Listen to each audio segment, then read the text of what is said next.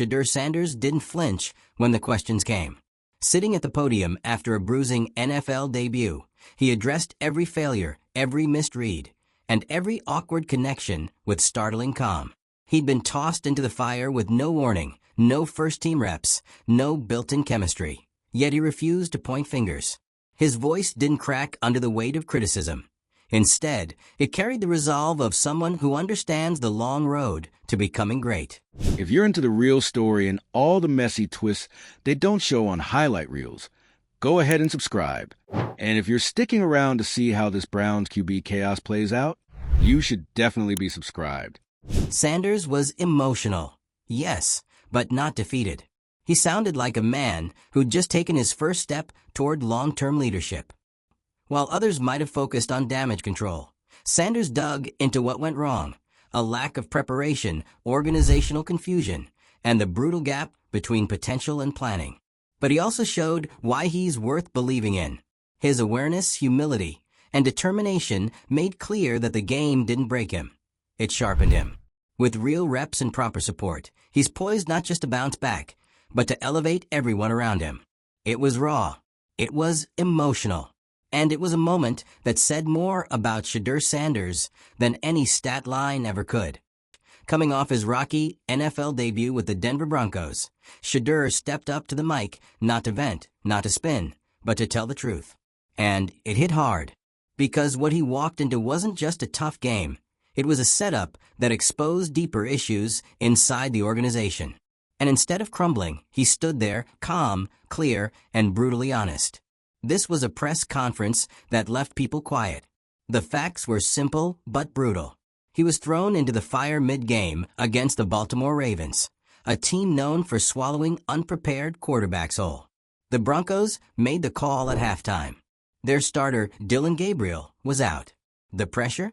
Through the roof. The stakes? Couldn't be higher. And Shedeur? He hadn't taken a single first-team rep that week. Not one. And they expected him to lead the charge. What unfolded on the field wasn't surprising. The offense looked off. The timing was shaky. There was no rhythm, no chemistry. And how could there be? This was a quarterback who hadn't worked with the starting receivers, hadn't run the plays at game speed, hadn't been given the chance to build the trust and timing that make or break drives at the professional level. But when he sat down post-game, there was no blaming. No finger-pointing. No frustration toward the team. Just accountability. Shedeur owned the performance. He said it outright. It wasn't good enough. But he also made it clear. Preparation matters. First-team reps matter. Chemistry matters. And what he didn't say outright was maybe even louder. Because when your own organization puts you into that kind of situation and then leaves you to deal with the fallout, it says something. It says there's a breakdown in planning, in strategy, in leadership, a breakdown that turns potential into risk and development into damage control. Sanders never threw the coaching staff under the bus. But he didn't need to. His calm dissection of what went wrong told the story better than any headline could. The decision to play him without giving him any legitimate preparation wasn't just careless. It was emblematic of a bigger problem. A lack of structure. A lack of foresight. A system that expects readiness without providing the tools to be ready. And still, he didn't let the moment define him. That's the part that really stood out. Because so many quarterbacks, especially young ones, would have used that press conference to deflect, or protect themselves, or shift the spotlight. But Shedeur didn't flinch.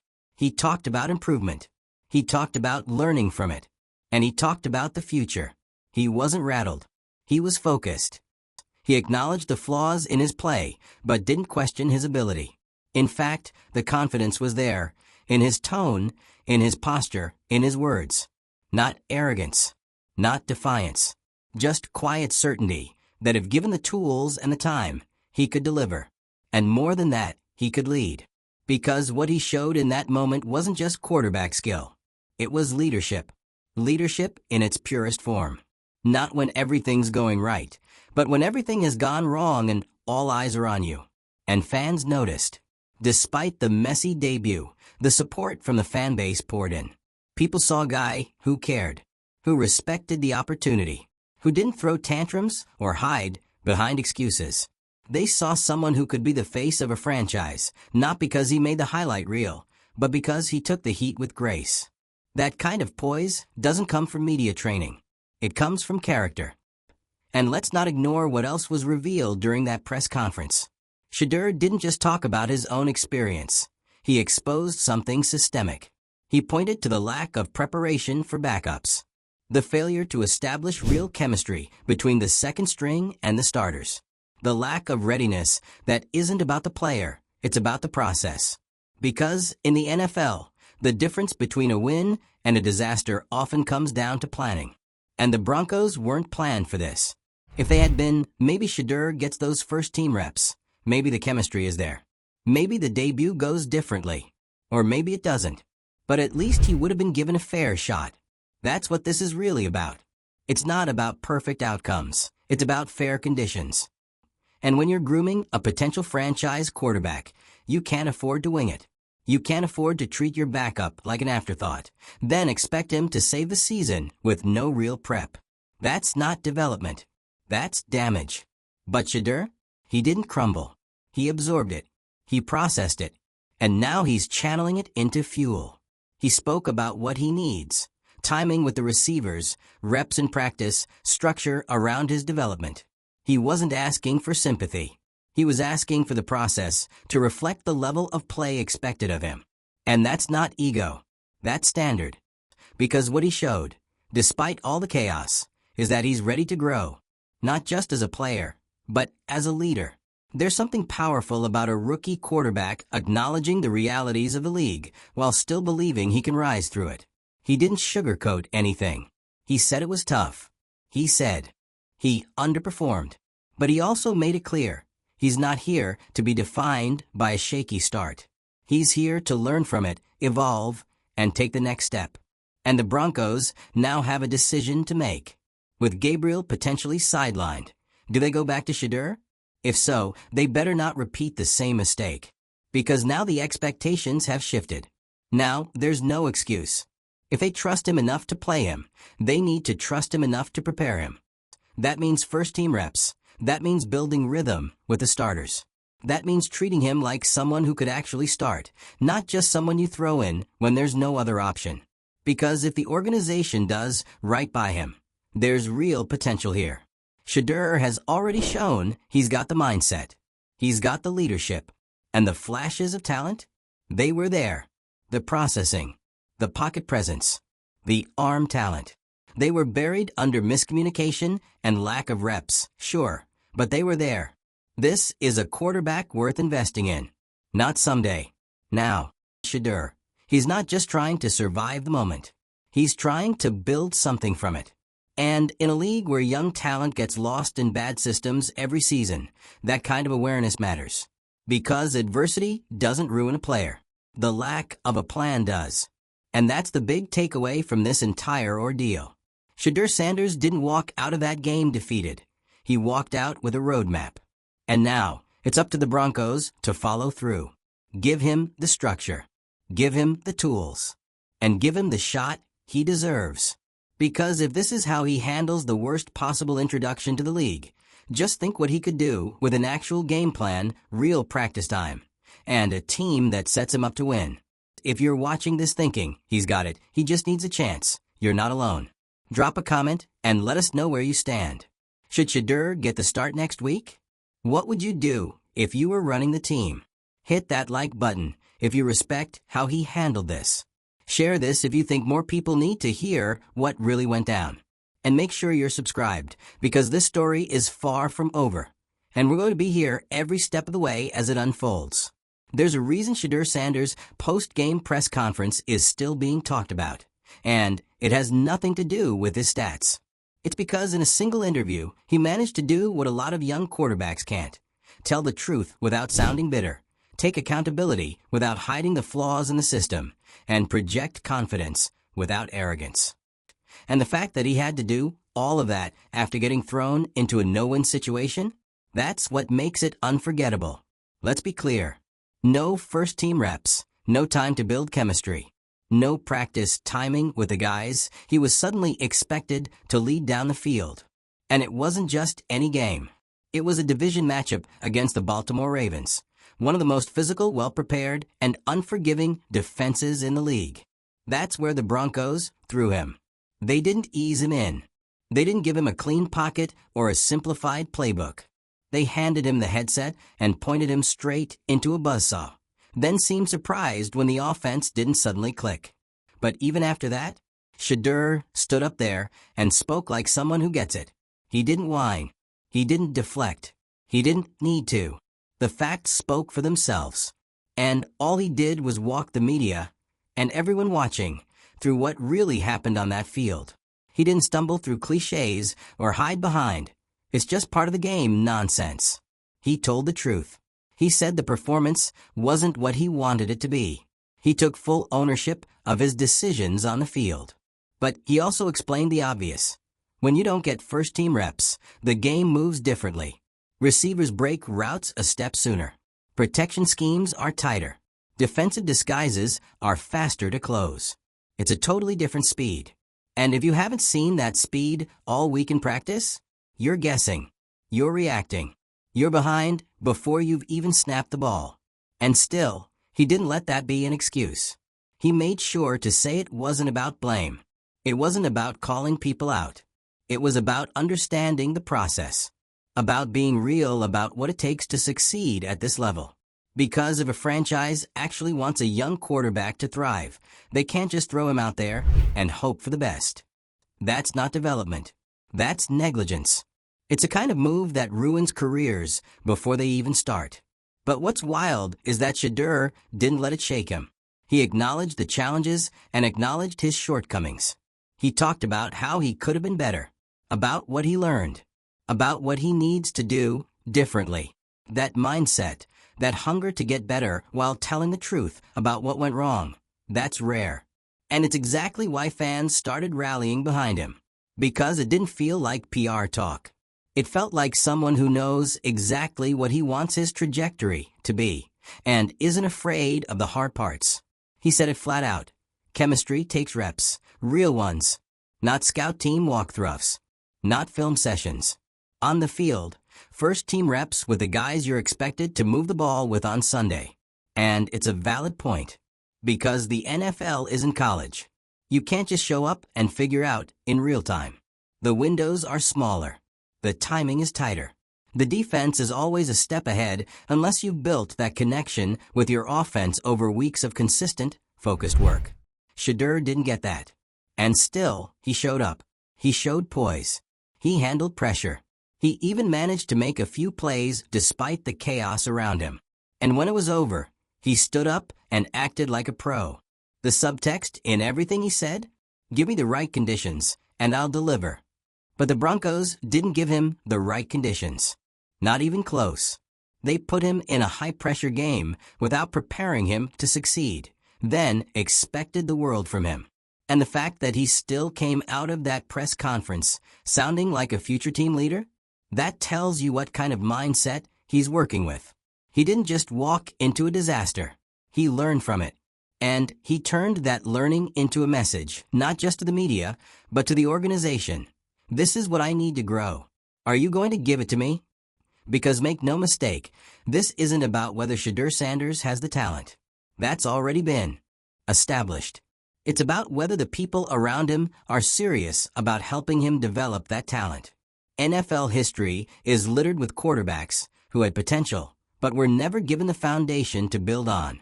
And this felt dangerously close to that pattern. But the difference is that Shedeur knows what it looks like. He's aware. He's locked in. And he's not afraid to speak on it. He's not here to just survive games. He wants to lead them. And when you combine that mindset with the character he showed after one of the most difficult spots a young QB could be thrown into, you start to see the bigger picture. This wasn't just a press conference. This was a signal to his teammates, to the fans, to the front office, to anyone paying attention. He's not folding. He's not fading. He's starting. Because leadership doesn't show up when you're ahead by 20 points and throwing touchdowns. It shows up when everything's gone sideways and you still find the composure to say, I didn't play well, but I'll be better. He didn't need to say, I'm a franchise guy. He showed it. And here's where things get interesting. There's a real possibility Shedeur starts again next week, especially if Dillon Gabriel isn't cleared to play. But this time, there's no surprise, no scramble, no excuse for lack of preparation.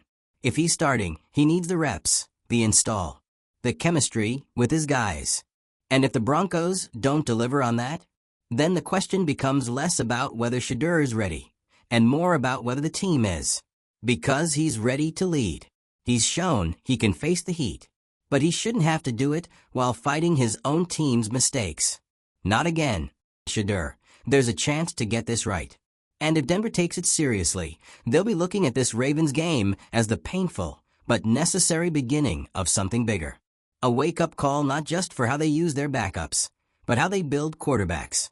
Because it's not just about surviving the next injury. It's about building a future. And Sanders? He's clearly thinking that way. He's playing the long game. He's owning the moment. And more than anything, he's not running from adversity. He's using it. So now all eyes are on what happens next. Will Denver give him the tools he needs? Will they give him the time with the starters? Will they treat him like more than an emergency option? Because the potential is obvious. The character is clear. And the mindset? Unshakable. He's not just fighting for a spot. He's proving, day by day, that he belongs, and that he's worth investing in. If you've made it this far, you already know, this isn't your typical rookie QB struggles in his debut story. This is something deeper, more frustrating, more revealing. Because what happened to Shedeur Sanders in that game wasn't just about growing pains or the steep NFL learning curve. It was a textbook case of organizational mismanagement. And the more you unpack it, the clearer it becomes. Shedeur didn't fail the team. The team failed Shedeur. Let's go over it again. A high-stakes game. Division rival. Tense atmosphere. Starting quarterback goes down. And the response? Send in the rookie. Not just any rookie. One who hadn't taken a single first-team rep all week. That's not gutsy. That's negligent. And Shedeur? He didn't lash out. He didn't rant. He didn't sit there and pretend everything was fine either. What he did was calmly walk the media through how chaotic the situation really was, without ever once sounding like he was making excuses. He said it clearly. He wasn't at his best. He knows the standard. He expects more from himself. But what made the press conference stand out, what made it so real, was the honesty behind his words. The NFL isn't high school. It's not even college. You don't just step in and figure it out on the fly. It's about rhythm. It's about timing. It's about reps.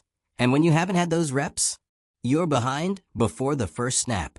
He broke it down with the clarity of someone who understands the system and who sees exactly where it broke down.